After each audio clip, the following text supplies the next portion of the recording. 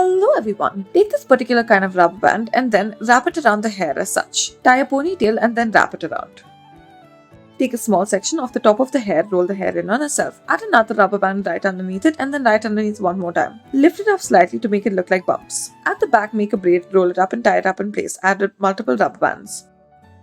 Take a small section of the hair from the front. Begin to braid the section of the hair. Take another section at the back, tie a ponytail out of it. Join it all at the bottom and then braid the hair, roll it up as such.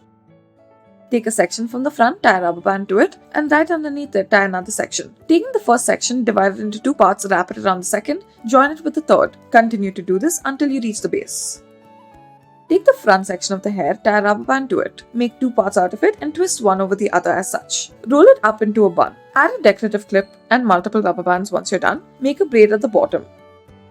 Divide the hair into three sections and then in the bottom section divide it into two parts. Braid both the bottom two parts and roll it up and join it to the side ponytail. Braid the side ponytail as well and then roll it upwards, tie it in the middle. Thank you for watching.